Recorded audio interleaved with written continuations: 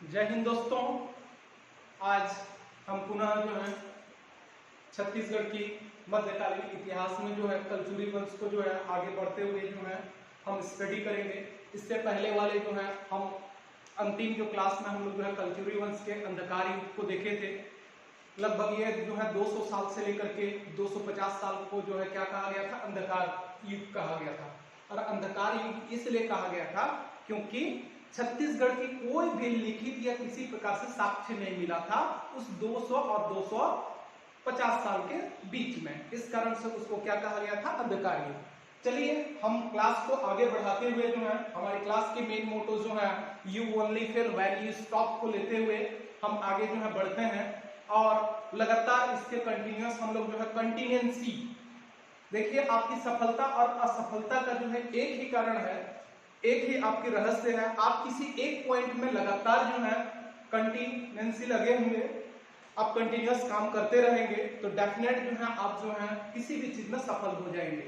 यदि आप जो है जैसे कहा गया है, यदि आपको जो है बहुत तेज दौड़ना है तो आपको सबसे पहले जो है चलना पड़ेगा, चलने के बाद धीरे धीरे दौड़ना पड़ेगा, दौड़ने के बाद लगातार जो है आपको जो है और तेजी के साथ धीरे धीरे जो है दौड़ना पड़ेगा और आप जो है सबसे फास्टेस्ट रनर बन जाएगा। उसी प्रकार से हमारी पढ़ाई की भी होती है।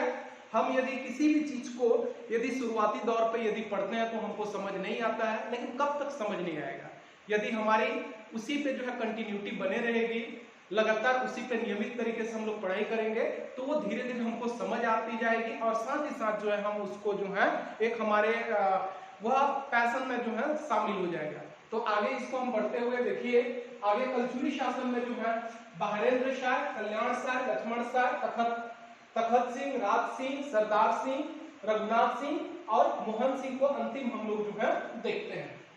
ठीक है, चलिए देखते हैं बहरेंद्र शाह, जिसमें हम लोग जो है आगे जो है इससे पहले वाले जो देखे हुए थे प्रताप मनोहर को देखे थे, प्रभा कल्याण, लक्ष्मण, तखत, राज, सरदार, रघुमोहन का जो फॉर्मूला था, तो उसमें हम लोग जो है बहरेंद्र शाह को देखते हैं। ठीक है, बहरेंद्र शाह का जो समय काल था ये 1480 से लेकर के 1525 तक।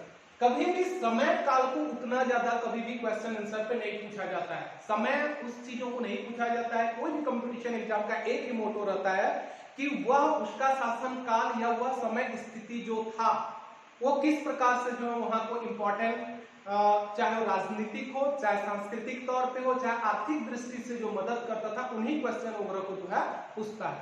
ठीक है, तो वह हमारी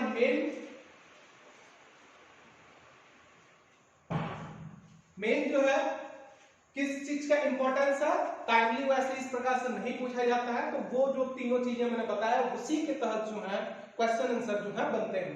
चलिए बहरेंद्र शाह को पढ़ते हैं। बहरेंद्र शाह को देखिए, बहरेंद्र शाह का अभिलेख जो है, एक अभिलेख रतनपुर से प्राप्त होता है, ठीक है, तथा दो जो है छुरी कोसगई जो है ये आपके जो है ये कोरबा का क्षेत्र है, छुरी कोसगई कहा जाता है। उस क्षेत्र में जो है दो अभिलेख हमको प्राप्त हुआ है बहरेंद्र शाह का। इनका राजधानी इन्होंने क्या किया, बहरेंद्र शाह जो है, जो हमारे रतनदेव प्रथम जो है राजा रतनदेव जो राजधानी कहां बनाए थे, उन्होंने राजधानी बनाए थे रतनपुर। तो रतनपुर से कुछ समय के लिए उन्होंने जो है छुरी कोसगई को बनाए थे। तो इन्होंने रतनपुर से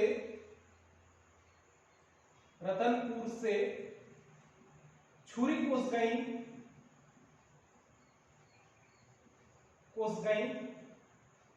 कुछ समय के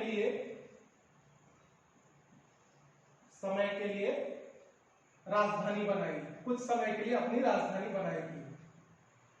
ठीक है, मतलब कहां हो गया उनका राजधानी, छुरी कोसगई इनकी जो है नई राजधानी हो गया। रतनपुर से उन्होंने ट्रांसफर कहां कर दिया, छुरी कोसगई कर दिया।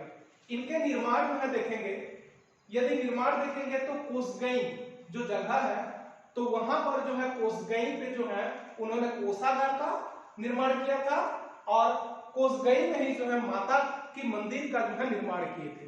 इनके जो निर्माण काम हुआ, दो काम हुआ था। पहला जो काम है ये कोसगई में ही हुआ था। कहां पर हुआ था ये काम, कोसगई में। पहला काम क्या हुआ था, कोषागार, कोषागार बनवाए थे। और दूसरा जो हुआ था वो क्या था, कोसगई माता का मंदिर निर्माण किया था, माता का मंदिर निर्माण किया था, कोसगई माता का मंदिर का निर्माण किए थे। तो इस प्रकार से कोषागार किसको कहा गया है, कोष मतलब होता है धन दौलत, जहां पे जो है कोषागार जिसमें हम लोग धन दौलत रखते हैं, चाहे सोना चांदी हो चाहे अन्य किसी भी प्रकार से जो है वो उस जगह पे जहां पे सोना चांदी या जो रुपये वगैरह रखते हैं तो उसको जो है उसने जो है निर्माण कराया था।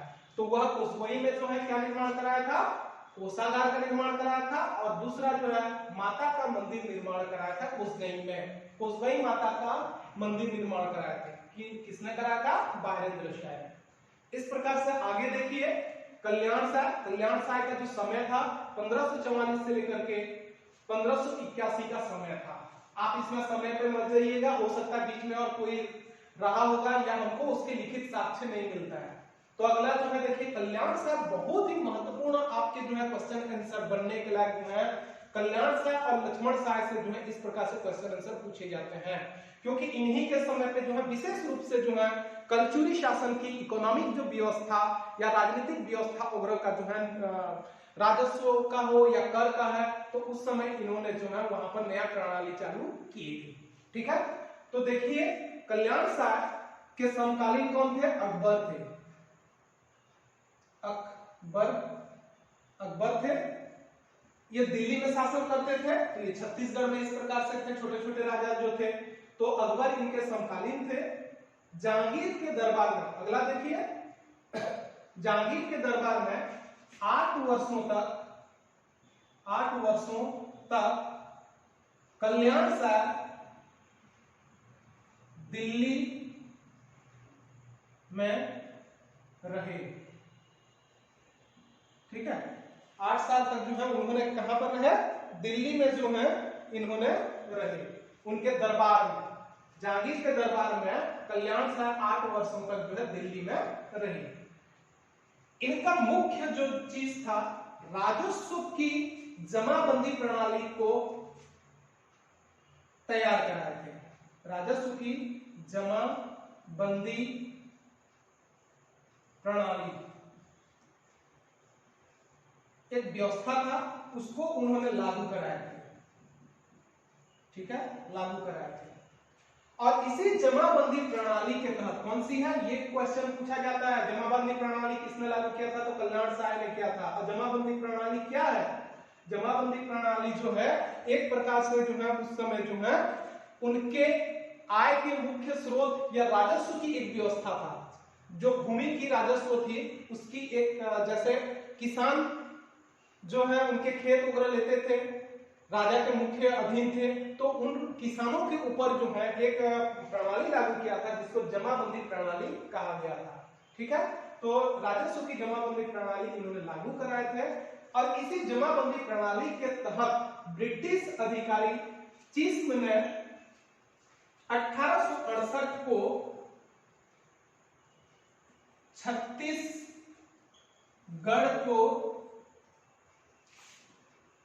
छत्तीस गढ़ों में विभाजित किए थे, 36 गढ़ों में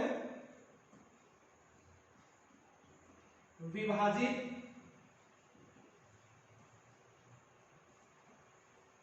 किए थे।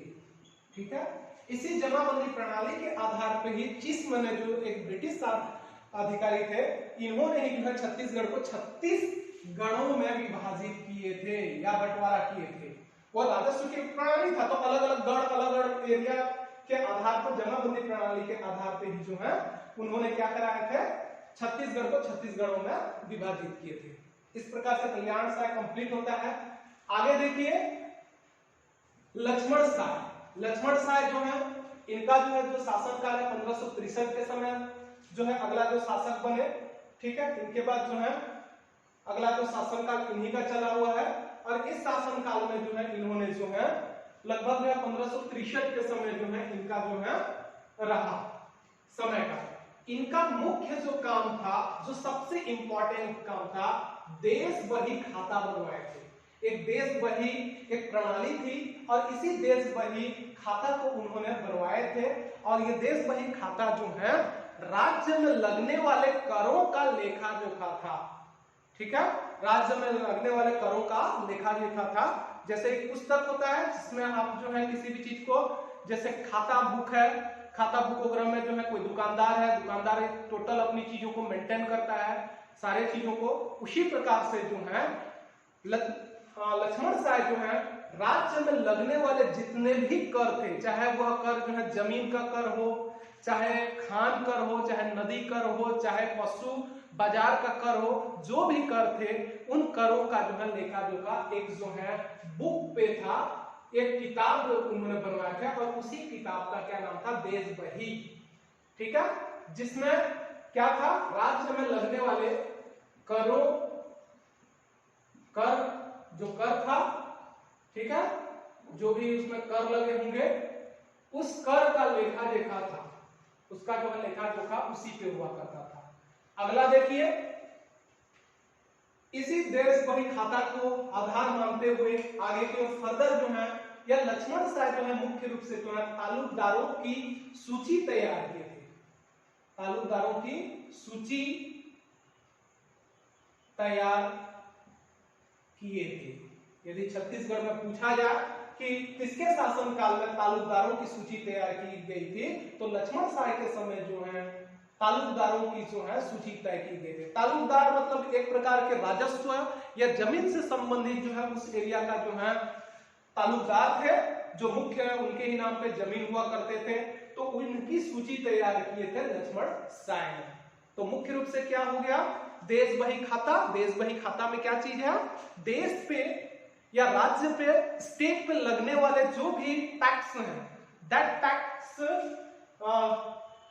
नोटेड ऑन देश बही खाता। या जो देश बही हमारे पास जो था, तो स्टेट में लगने वाले जो भी कर थे, जो टैक्स थे, ये जो टैक्स थे, उस टैक्स का जो है लेखा जोखा देश बही खाता में था। और उन्होंने अगला काम क्या किए थे, तालुकदारों की सूची भी तैयार किए थे। तो इस प्रकार के जो है उनका देखा गया है। ठीक है, और आगे देखिए, इसमें जो है लक्ष्मण साय के समय जो है हो गया, इनका जो है क्या कर दिए थे, यहाँ पर जो है देश बही खाता लक्ष्मण साय ने तैयार किया और तालुकदारों की सूची बनाई। अगला देखिए तखत सिंह। एक्चुअली में तखतपुर वगैरह जो है एमपी में आता है, तो कुछ बुक्स वगैरह में जो है तखत सिंह को नहीं देता है, लेकिन मैं आप लोगों को बता दे रहा हूं। जैसे अगला जो शासक लक्ष्मण साय का है, लक्ष्मण साय के बाद तखत सिंह का है, और इनकी जो है समय काल जो है अबाउट जो है आपके जो है 17वीं शताब्दी के अंत का समय काल इनका था। ठीक है, उस समय लगभग जो है इनकी जो है चालू हुई थी। अगला देखिए, तखत सिंह ने, इसने क्या किया था, तखत सिंह ने जो है तखतपुर शहर बसाया। तखत सिंह तखतपुर शहर बसाया। भाई अपने अपने नाम पे एक एक जो है शहर बसा दिया। जैसे छत्तीसगढ़ में जो है अटल नगर हो गया, अटल बिहारी वाजपेयी का जो पहले नया रायपुर था, आज उसको जो अटल नगर के नाम से जाना जाता है। उसी प्रकार से जो है तखत सिंह अपने नाम के जो है एक शहर बसा दिया। जैसे प्रसन्न माता ने प्रसन्नपुर बसाया था, रतन देव ने जो है रतनपुर बसाया था, उसी प्रकार से तखत सिंह जो है तखतपुर शहर बसाया। इनके समकालीन कौन थे, इनके समकालीन औरंगजेब थे, औरंगजेब थे। इनके समकालीन कौन हो गए, औरंगजेब। कहां पे समकालीन, दिल्ली में। ठीक है, मुगल साम्राज्य चल रहा है ना, यहाँ पर देखें अकबर, ये जहांगीर वगैरह की हम बात कर रहे हैं। तो उसी प्रकार से तखतपुर के जो है तखत सिंह के समकालीन कौन थे, औरंगजेब थे। तखत सिंह शैव धर्म को मानते थे, शैव धर्म को मानते थे, परंतु वैष्णव धर्म का संरक्षण भी करते थे, संरक्षण करते थे। ठीक है, ऐसा नहीं है कि हम शैव धर्म को मानते हैं तो वैष्णव धर्म को हम हटा देंगे। वो जो है क्या करते थे, वैष्णव धर्म को संरक्षण भी करते थे जी, मतलब कि वो अपने यहाँ वैष्णव धर्म को भी मानने वालों को एक अच्छी स्थिति थी। ठीक है, इससे ये मान सकते हैं कि संस्कृति अच्छे उस समय थे। ठीक है, आगे देखते हैं, तखत सिंह के पश्चात जो है राज सिंह। राज सिंह ने जो है तखत सिंह का अगला उत्तराधिकारी रहा। और इन्होंने क्या किया, ये 1746 आसपास का इनका समय काल था। राजपुर शहर बसाया, राजपुर शहर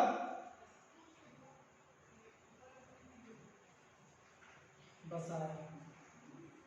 ठीक है, ये अंत में नहीं होगा, 17वीं शताब्दी के समय होगा। ठीक है, 17वीं शताब्दी के समय होगा। तो ये किस प्रकार से उन्होंने काम किए थे, क्या हो सकता है, चलिए 17वीं शताब्दी के अंत में है।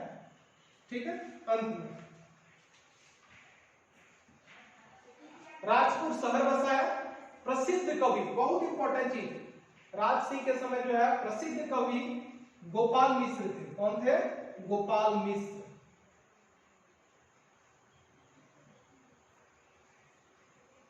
गोपाल मिश्र थे। ठीक है, इनके राज्यश्रय कवि थे, राज्यश्रय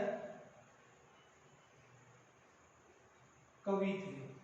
जैसे इनका जो है आगे हम लोग जो है रचना देखेंगे गोपाल मिश्र का, खूब तमाशा है, जननी है, अश्वमेघ है, ये सारे जो हैं उनकी जो है बहुत अच्छी अच्छी रचनाएं हैं। आगे हम लोग जब इनके बारे में हम देखेंगे, ये सारे चीजें जो प्रसिद्ध कवि जो कौन थे, जो उनके राज दरबारी जो कवि थे गोपाल मिश्र थे।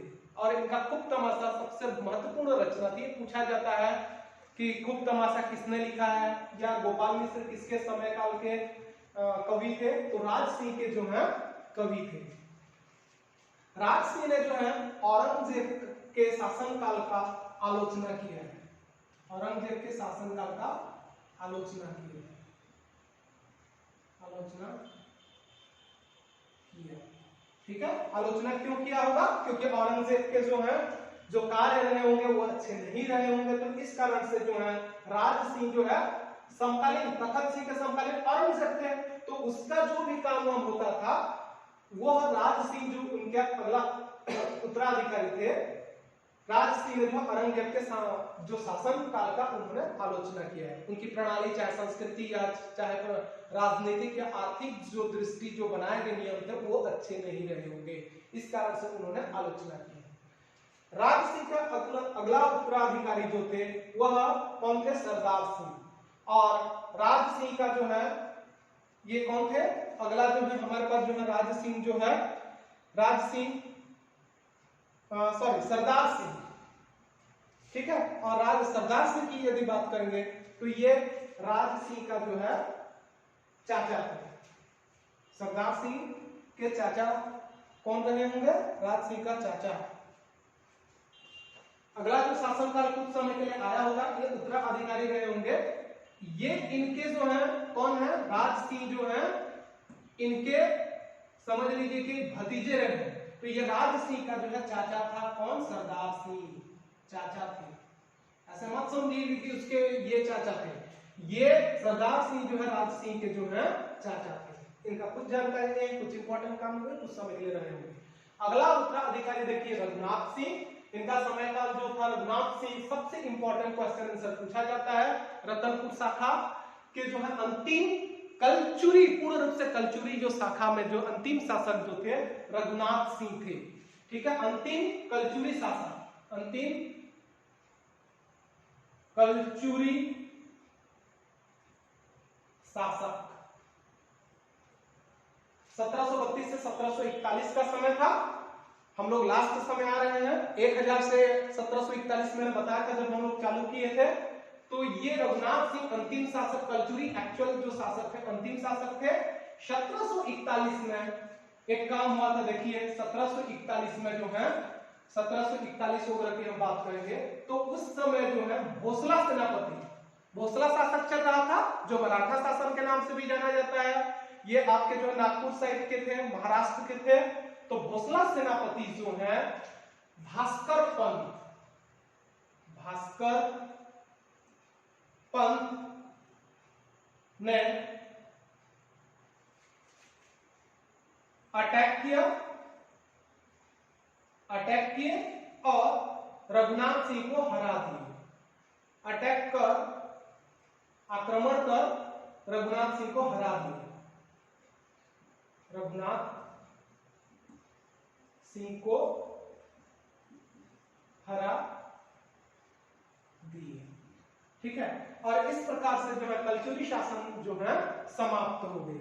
तो हमारे पास जो है बात यदि हम देखेंगे तो जो भोसला शासक सेनापति जो है कौन है, सेनापति भास्कर पंत ने जो है रघुनाथ सिंह को जो है अटैक किया, और अटैक करने के बाद जो है छत्तीसगढ़ में जो है कलचुरी शासन को पूर्ण रूप से समाप्त कर दिया गया। ठीक है, अब जो है किसके अधीन आ गया, देखिए कलचुरी शासन मराठों के अधीन आ गया। किसके अधीन आ गया, मराठों के अधीन आ जाएगा यदि समय काल को। अब उसको जब हम मराठा शासन को पढ़ेंगे तो वह आधुनिक काल पे आ जाएगा, ये कंप्लीट होगा। तो ठीक है, तो अगला जो है किसके नाम से आ गया, अगला शासन करने वाला कौन आ गया, यहाँ पे जो है आपके जो है लगभग 700 साल तक, 1000 से लेकर के जो है आपके 700 साल तक जो है कलचुरी शासन ने जो है शासन किए, और उसके पश्चात जो है मराठा शासन ने ले गए। अगला देखिए यहाँ पर हरा दिए मोहन सिंह। मोहन सिंह क्या थे, मोहन सिंह जो थे कलचुरी वंश के राजा थे, जो अगले जो रघुनाथ सिंह के अगला जो भी उत्तराधिकारी रहा होगा वो रहे होंगे, लेकिन ये मराठों के अधीन अंतिम कलचुरी शासक थे, अंतिम कलचुरी शासक थे। याद रखिएगा यहां पर जो है अंतिम पूर्ण रूप से, ये यहाँ पर ओपन, यहाँ पर कोई मराठा नहीं था, वो अंतिम शासक थे, लेकिन ये मराठों के अधीन अंतिम कलचुरी शासक थे। अब मराठों के अधीन आ गया था वह शासन का वह जो एरिया था मराठों के अधीन, तो मराठों ने क्या किए थे, मोहन सिंह को वहां का राजा बना दिए थे। तो वह मोहन सिंह जो है मराठों के अधीन जो है अंतिम कलचुरी शासक था। इस प्रकार से जो है छत्तीसगढ़ में कलचुरी शासन जो है कंप्लीट होता है। रतनपुर शाखा, अगले वाले हम लोग जो है वीडियो लेक्चर में जो है एक दिन का एक और लेक्चर रहेगा जो रायपुर शाखा का रहेगा, और उसके बाद जो हम जो है कलचुरी शासन की, उनकी राजनीतिक, उनकी आर्थिक और उनकी संस्कृति के बारे में आगे हम लोग जो है वीडियो लगातार देखेंगे। ठीक है, थैंक यू, जय हिंद।